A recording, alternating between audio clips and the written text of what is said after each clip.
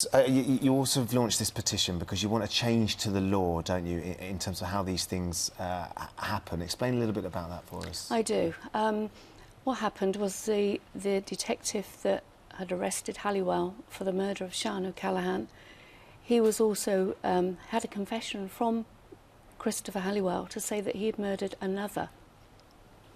He then took the detective to the remote field, 90 acres of farmland, no street lighting, single track dusty road. We get lost every time we go there. He got out of the vehicle. He paced so many steps. There was a slight dip in the wall. Within a metre, they found the remains of my daughter, Becky. And he has got away with murder. Well, look, the charges were dropped. The judge ruled that detectives had ignored the arrest guidelines, and that's what happened as a consequence. So you now want to change so that that doesn't happen again? Yes, I do. I mean, the original detective that was on the case, he actually, well, he's been treated worse than Christopher Halliwell.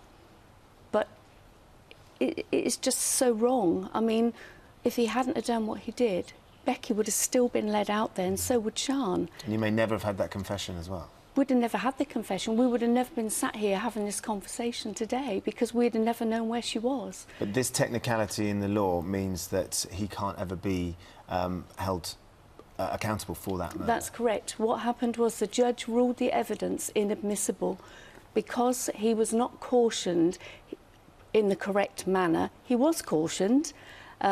He was cautioned under a terrorist caution to start with, which means when there is a life at risk. They believe Sian had been held kidnapped, so they were following him and trying to track Sian. And then he confessed to Sian's murder.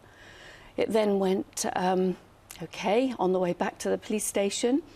It reverted now to a traditional caution, which gives them the right to remain silent. But then he confessed, do you want another?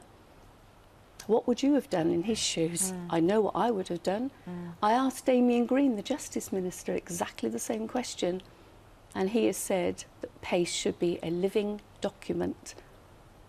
OK, well, listen, we know that you've started this petition. You've got over 100,000 signatures already to get this change, to make sure that it happens. Thank you so much for coming in and talking about this morning, because I know it can't have been easy for you.